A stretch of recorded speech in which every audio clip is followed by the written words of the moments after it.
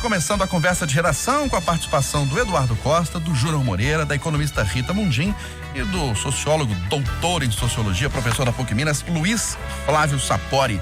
Você, ouvinte de Itatiaia, também pode participar opinando pelo WhatsApp 99996-7074.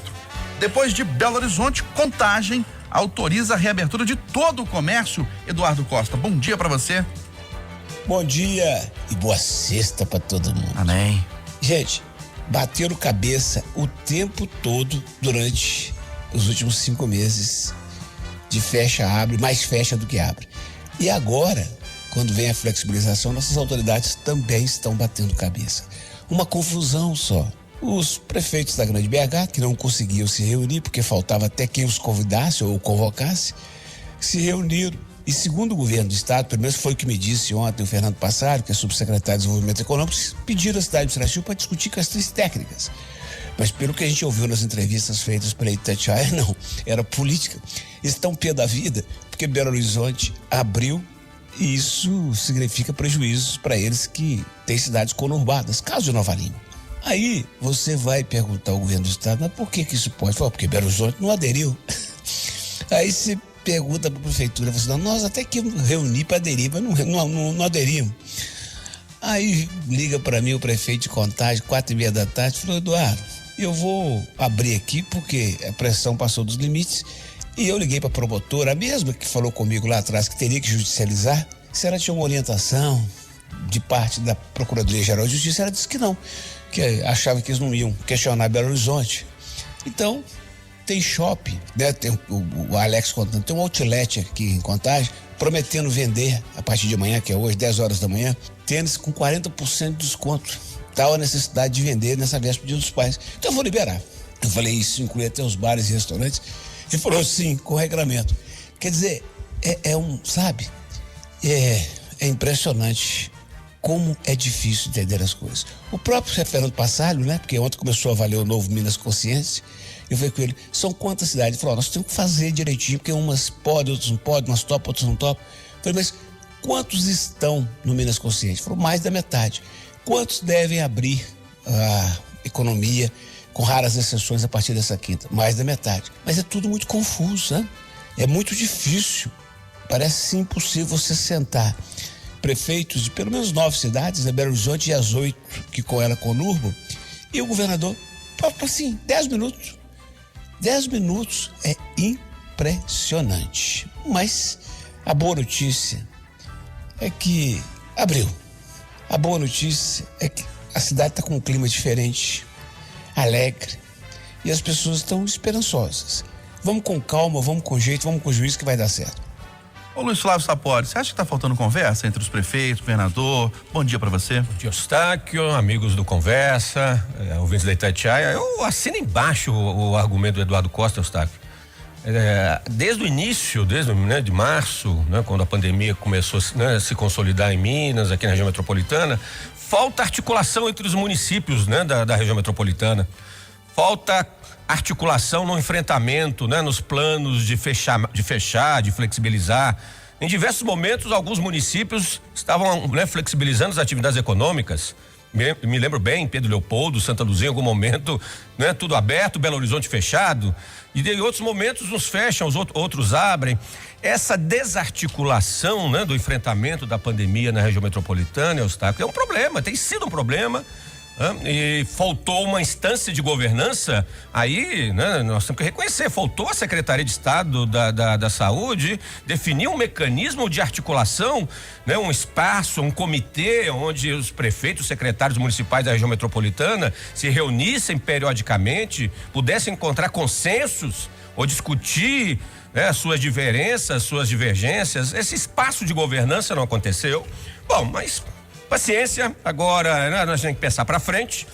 E como disse o Eduardo, é um motivo de esperança. Belo Horizonte abrindo, flexibilizando. A tendência é que todos os demais municípios da região metropolitana sigam o mesmo caminho, né? E vamos ver como, né, como os resultados se apresentam, né, nas próximas semanas. Ô Rita Mundim, você acha normal uma cidade tomar uma medida, outra cidade tomar outra medida? Isso faz parte, né, da dinâmica de cada município, ou falta uma articulação?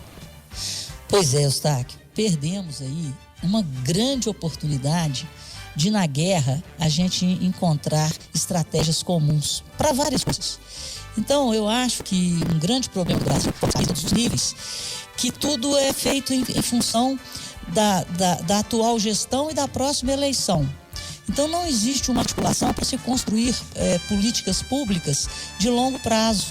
Então, essa falta de articulação, de propósito, você não dá palpite aqui no meu terreiro, eu não dou no seu, e assim vai.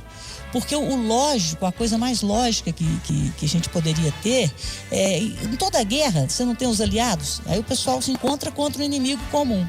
Nós temos inimigos comuns quando se trata do ponto de vista de saúde pública, de segurança pública, de educação pública. E essa é a função do Estado em todos os níveis, municipal, estadual, né, e da União. Então, num momento como esse, e sempre, nós deveríamos ter um comitê articulador para que as coisas não se sobreponham, para que o dinheiro do cidadão seja melhor utilizado e para que as coisas fluam melhor para a sociedade. Então, a gente devia ter essa articulação permanente. Olha o tamanho de Belo Horizonte. Então, Contagem, Betim, Nova Lima, Belo Horizonte, Sabará, Neves, deveriam conversar sempre as questões básicas de segurança, saúde e educação, que é o que o cidadão precisa, não tem, e é para isso que nós exercemos o nosso voto. É para que a nossa vida seja melhor a cada dia com o dinheiro que nós pagamos sob a forma de impostos e contribuições. Então, não é só agora que a gente vê isso, não. É sempre. Então, a gente tem que mudar isso. Nós temos que ter políticos profissionais e não políticos politiqueiros, para que eles ajam em função do bem-estar da população.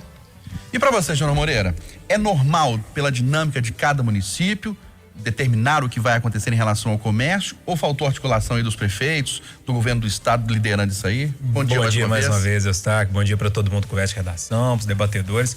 Eustáquio, isso eu tenho certeza disso. Faltou e a gente bateu nisso muito tempo aqui, falei isso várias vezes, todos nós falamos, né? Hoje o Eduardo falou, Rita falou, Sapori falou, mas eu quero dar um passo atrás agora nessa história, ou à frente, não sei, depende do ponto de vista. Essa parte política, nesse momento, não sei se ela vem tanto ao caso. Eu acho que para futuras concepções, futuras decisões, sim. Mas nesse momento eu estou muito preocupado. Eu saí daqui ontem, por volta de 11h30 da manhã, e ao invés de ir para casa, eu moro na região oeste de Belo Horizonte, eu falei, vou dar uma volta no centro. Quero saber o que está acontecendo lá. Peguei meu carro, máscara, vidro fechado, com todo cuidado, fui. Complexo da Lagoinha, Afonso Pena, eu já comecei a ver o movimento. Muito movimento. Passei perto da igreja de São José, subi aquela rua ali, virei na Tamóis, ou Carijosa, me lembro bem, depois virei na Rio de Janeiro, desci, peguei a São Paulo, subi a São Paulo, tudo parado, carro, gente para todo lado, o shopping, cidade estava abrindo naquele momento, as lojas já abertas, desci, passei de fora da Galeria Ouvidor, tinha uma fila virando quarteirão na Galeria Ouvidor. Então, o que eu quero dizer com isso tudo? Concordo que falta muita articulação política, tá? Foi tudo errado que aconteceu aqui em Minas Gerais, né? Todo mundo desarticulado, cada um caminhando para um lado, igual o urso do Pica-Pau, né? Girando para todo lado, não sabia. Agora, a situação está nas mãos da população, né? Nós criticamos muito aqui os políticos, mas agora é com o povo. O que eu vi em Belo Horizonte ontem, com aglomeração, gente sem máscara, o que adianta você fechar, deixar na Galeria Ouvidor, entrar 2, 3 pessoas de cada vez, não sei o número que estava entrando para lá, e ter uma fila gigantesca do lado de fora, muita gente sem máscara? Adianta alguma coisa? Acho que não. Shoppings lotados, todo mundo tentando ali fazer com que fosse cumprida as normas, mas, gente, vou repetir mais uma vez. A gente briga muito com os políticos, eu sou um dos mais críticos, né? Agora, não dá para colocar a culpa em Bolsonaro, não dá para colocar a culpa em Zema, não dá para colocar a culpa em Calil, em Alex de Freitas, Vitório Medioli, em ninguém. Agora é comportamento da população. E o que eu vi ontem, se continuar desse jeito, não se assuste se daqui a 15 dias Belo Horizonte estiver fechada novamente. Olha, o Brasil se aproxima de quase 3 milhões de casos de coronavírus, são 2.700.000 casos e quase 100 mil mortos por Covid-19. E o presidente Jair Bolsonaro, ontem, Luiz Flávio Sapori, falou em tocar a vida, a expressão dele. Mais uma frase que vai ser inserida, né? Vai ser acrescida, a coletânea, né? Desse repertório negacionista do presidente Bolsonaro. Atingir essa marca seria um momento, uma oportunidade única para o presidente da República manifestar sua solidariedade com a nação, manifestar sua solidariedade com as famílias das vítimas. Seria um momento do presidente da República conclamar a população, como está dizendo agora o Júnior Moreira, né, Júnior? O que você acabou de dizer.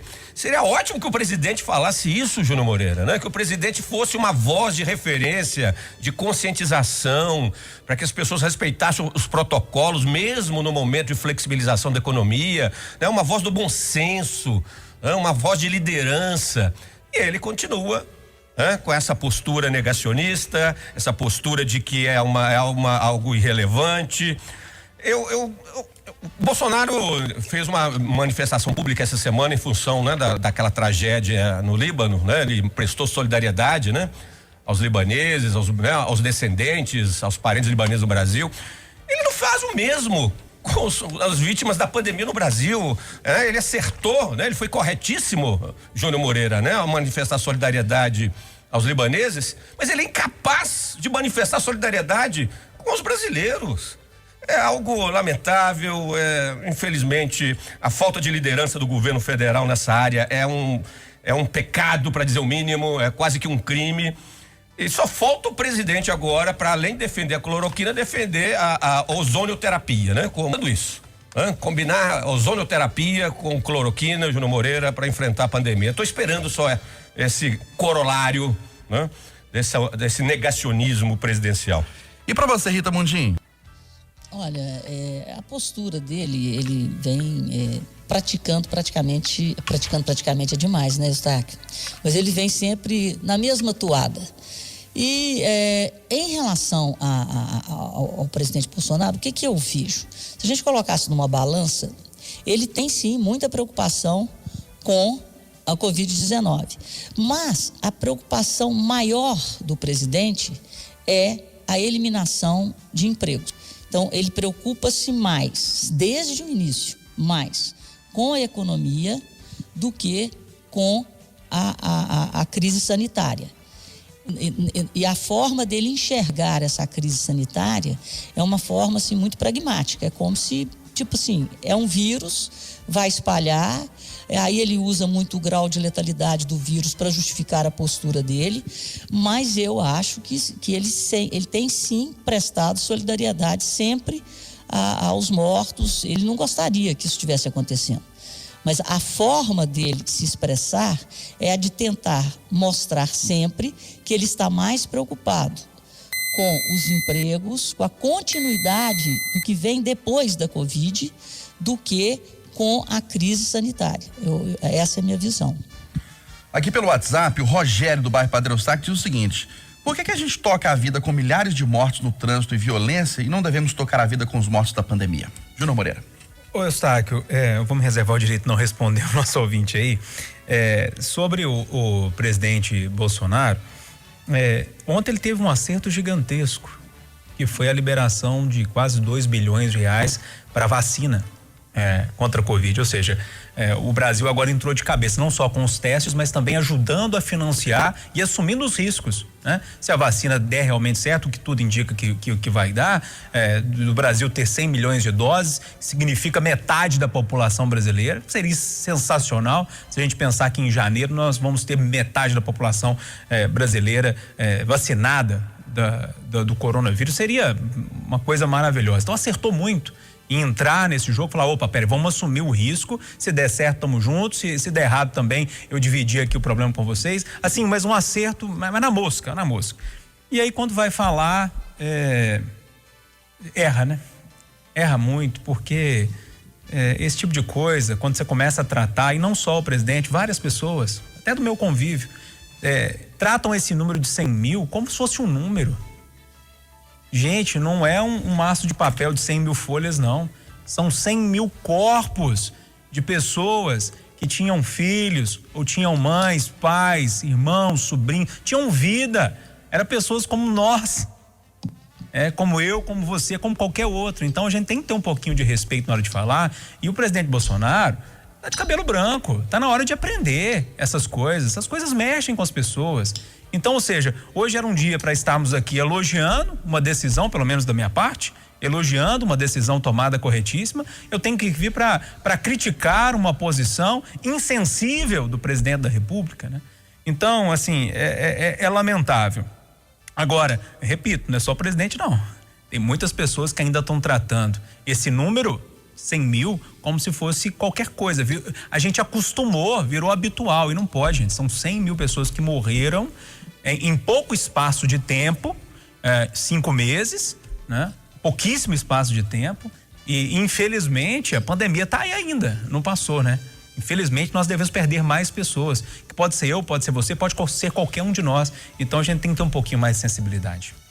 Aqui um ouvinte que não se identificou pelo WhatsApp, tá dizendo o seguinte: parem de malhar o presidente, ele não rouba, o bom é o Lula ladrão, né? São as palavras desse ouvinte que nos mandou mensagem aqui pelo WhatsApp. E para você, Eduardo Costa, essa fala do presidente Bolsonaro ontem?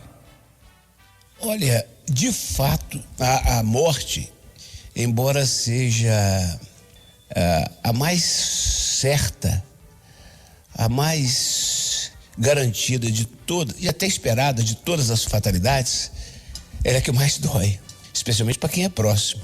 Então, o mundo não para quando morre uma pessoa, mas não é tão simples assim dizer, vida que segue, vamos que vamos. Não, vamos sim, porque precisamos ir. Mas com muito respeito à dor dos que perderam seus entes queridos, com muita compaixão com aqueles que ficarão com sequelas, como, por exemplo, não sentir o olfato. Olha a coisa mais triste, não sentir o cheiro das coisas.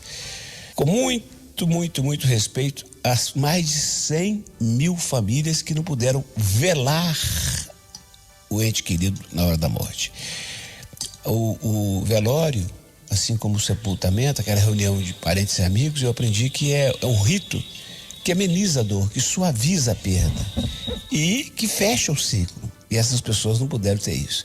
Então, vamos sim tocar a vida, porque navegar é preciso, viver também, mas com muito respeito a 100 mil famílias enlutadas.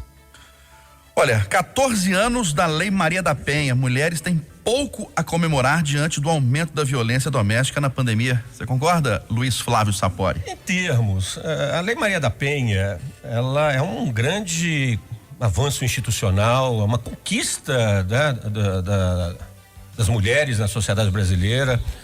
É uma lei que tem, obviamente, suas limitações. Ela foi, inclusive, aprimorada recentemente com alguns adendos pelo Congresso Nacional.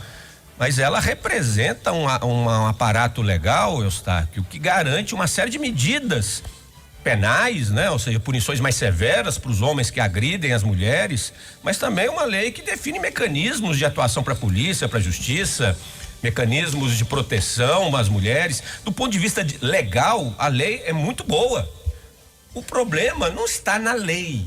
O problema não é simplesmente a Lei Maria da Penha. O grande desafio da sociedade brasileira é a aplicação da lei. Quem estuda o crime sabe há muito tempo que a severidade da lei por si só, ela não reduz crime. Isso não inibe ninguém de matar, de roubar, de traficar, de estuprar, Júnior Moreira. Severidade da lei é algo muito distante da racionalidade de alguém que tem motivações criminosas. O mais importante é a certeza da punição. E é isso que falta, né? Esse é o grande desafio que se apresenta às prefeituras, aos governos estaduais, ao governo federal no Brasil. Na verdade, é um desafio do mundo ocidental como um todo. Ninguém tem uma solução mágica. Não há ainda nenhuma medida, nenhum projeto, Júnior Moreira, que você possa dizer, aquele país conseguiu reduzir com uma medida prática a violência contra a mulher. Você não tem no mundo algo que você possa se referenciar, né? Fazer um benchmarking, né? Num certo sentido. Por isso que o modelo brasileiro não é ruim, me parece que a gente tem que persistir, né, na meta de aplicar a lei, de buscar mecanismos mais efetivos, inclusive preventivos, principalmente nas medidas protetivas. Então, não é um momento de comemorar, de celebrar a Lei Maria da Penha, mas ao mesmo tempo não de desmerecê-la. Qualquer sociedade tem que entender que a violência contra a mulher tem base cultural, envolve valores patriarcais e não é simples mudar a cultura. Você tem que persistir, né, na certeza da punição. É por aí que a gente aos poucos vai mudar essa realidade. E esses 14 anos da Lei Maria da Penha, Rita Mundim? Eu concordo aí em gênero, número e grau com o Sapori e acho, né, que a questão cultural ela é muito forte. Então, ainda mais aqui no Brasil, né, somos um país machista, que as mães eduquem melhor os seus filhos, né, que os pais tenham um olhar, né, no caso, nós estamos falando do Dia dos Pais aí, no próximo domingo, que os pais eduquem melhor os seus filhos em relação às mulheres. Então, é uma questão cultural e de respeito às mulheres, né? E geralmente nos países machistas e tal, a mulher é sempre colocada em segundo plano. Então a gente tem que fazer uma revolução cultural, né? Com esse olhar da igualdade e do respeito. Eduardo Costa, a Lei Maria da Penha conseguiu reduzir ou minimizar a violência doméstica, a violência contra a mulher? A lei é boa, mas nós temos lei demais. O problema é fazer efetivá-las. Eu recebi um telefonema agora de manhã, uma mensagem de áudio. Ele tá chorando. O meu amigo Ademir Marinho Totti, que é um dos caras mais conhecidos nessa cidade quando o assunto é fotolito, é artes gráficas, ele tá chorando, porque neste mês, nós estamos no dia 7, né? 7/8. 4 arrombamentos da empresa dele ali na Francisco Socassô, na Lagoinha, 4, com roubo de fios, de tudo. Ele não consegue trabalhar. Não consegue trabalhar. Aí você vai pro estado afora, o crime ficou de uma forma banalizado que, sabe, a questão do uso das drogas, aí você vem pra violência contra a mulher. Mas na minha cabeça, que dia que você viu falar que os deputados da Assembleia, vamos dizer 30 dos 77, fizeram uma reunião, assim, demorada, legal, com o Procurador-Geral de Justiça, o Presidente do Tribunal de Justiça, o Governador do Estado, e eles falaram assim: vamos fechar um pacto pra gente fazer, ver o que a gente pode fazer junto? Eu nunca ouvi falar, nunca. Não sobra tempo para discutir isso, para discutir esse entendimento da saúde, da educação. Você vê essa questão das aulas, né? O ensino à distância. Um fala uma coisa, o outro acha outra, eles não sentam para conversar. E fica desse jeito. Essa semana, ontem nós ouvimos aqui, né? A Edilene com o movimento da Assembleia anteontem e o Lólio da Câmara. Na Câmara, a sessão acabou porque o Gabriel, um vereador, abriu o livro da Bíblia e leu lá um negócio que falava que o rei escolhia as meninas virgens e tal. O pau quebrou o resto da sessão. E na Assembleia, eles deviam estar votando a reforma da Previdência. Sabe por que não votaram? Você escutou. Não, a bancada da oposição está muito triste porque o secretário de Estado, Otto, falou que o Zema está se especializando em pagar as dívidas do Pimentel. Pararam de trabalhar, só semana que vem agora nós vamos conversar a respeito. Sabe, não é ficar falando mal de político o tempo todo, mas não tem prioridade, rapaz, não tem discussão sobre o que interessa, é só conversa sobre o que não se deve fazer. E a Rita falou um negócio mais cedo aí, eu escutei aqui, não atrapalhei na hora, mas eu falei, pô, é isso mesmo, o que eu falo todo dia. Eles não discutem as coisas sérias, porque dão trabalho. Você vai discutir, por exemplo, limites de municípios, ação conjunta dá trabalho. Então vamos ficar no nhenhenhen e vamos pensar em 15 de novembro. E aí, Júnior Moreira, você acha que podemos comemorar ou não os 14 anos da Lei Maria da Penha? Eustáquio, nosso tempo está curto, eu vou me atrever a tentar resumir a aula sobre segurança pública que o Sapori deu há pouco aqui, né? É um marco histórico para o direito das mulheres, né, Sapori? Mas tem um caminho longo aí pra gente perseguir de punição mais dura, de proteção à vítima, ajuda psicológica para fazer com que a mulher consiga denunciar os agressores, né? É um marco, mas tem um caminho pra gente seguir aí de forma mais punitiva as pessoas que cometem esse crime. Olha, a CEMIG desiste de aumentar a conta de luz em Minas Gerais, Rita Mundim. É uma boa medida ou não? A gente viu anos atrás uma medida de não correção da conta de luz, redução na conta de luz, e isso não foi bom para a economia. E neste caso específico aqui? Olha, tudo tem o seu momento, né? Eu acho que no momento que nós estamos vivendo, de repente a inadimplência, ela diminui com a decisão de não aumento da conta. Porque não adianta você aumentar e o cara não pagar. Então é melhor você manter um patamar. Eles devem ter esse estudo do preço da conta vis-à-vis o aumento da inadimplência, e nós estamos em plena guerra, em plena pandemia. Eu acredito que essa decisão foi tomada em respeito ao momento que nós estamos vivendo, E é melhor você receber menos, mas receber do que não receber nada e depois criar um contencioso lá na frente. Quero comemorar, Luiz Flávio Sapori. Olha, ainda bem, né? Quando eu vi essa notícia, eu falei, mas estavam querendo aumentar a conta de luz, Júnior Moreira? Não é possível. Meu amigo Bellini, lá presidente da CEMIG, foi presidente da Fiat, né? Sim, Cledorvino Bellini. Grande amigo. Bellini, meu amigo. Por favor, Bellini. Não, Bellini, nada de aumento da conta. Ainda bem que o bom senso prevaleceu, né? Né, Júnior Moreira? Não dava, né? Nesse momento. Mas não é, a gente não pode, só para explicar algumas coisas, a CEMIG não tá sendo bonzinha não, boazinha de não aumentar essa conta não, né? Isso tudo tem a ver com aqueles valores indevidos que a CEMIG cobrou do povo mineiro, né? E cobrou muito, isso foi reconhecido em várias instâncias aí. E agora tem um crédito, os consumidores mineiros têm um crédito. E eles, a CEMIG, queria aumentar sim. Se não fosse uma briga lá no Senado, ia aumentar sim. Então esse crédito agora, a CEMIG deixa de cobrar por causa do crédito que ela deve para nós, que pagamos a conta durante muito tempo, com a conta errada, uma conta com cobrança com valores indevidos. E a decisão vai ficar com a Anatel ainda, não tá certo não, né? Tem que esperar a ANEEL bater o martelo na terça-feira. Então não podemos comemorar ainda. CEMIG não foi boazinha não. E só para fazer justiça aqui, o atual diretor-presidente da CEMIG é Reinaldo Passanese Filho. Cledorvino Bellini não é mais presidente, né? Já há um tempo deixou a empresa. Eu ia fazer essa observação. E Eduardo, é para comemorar esse não aumento da conta de luz? O meu lado realista sugere ficar de olho em abril, março do ano que vem, quando falar assim, não, a ANEEL tem que fazer um ajuste de tarifa. Mas o meu lado animado, utópico, deseja um ótimo Dia dos Pais para você, Eustáquio, para você, Sapori, para todos os pais. Para você também, Eduardo. E pede e sugere ao âncora fechar essa edição com um aleluia para CEMIG. Vamos de aleluia então, que não vai ter aumento da conta de luz? Um abraço, viu, Eduardo? Feliz Dia dos Pais para você, para o Eustáquio, pro Sapori, parabéns para todos. Parabéns duas vezes pro Eduardo, né? Duas filhas.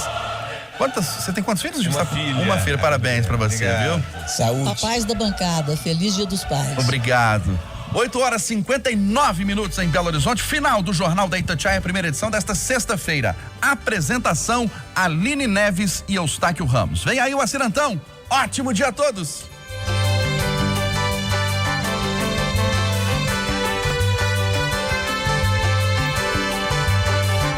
Jornal da Itatiaia.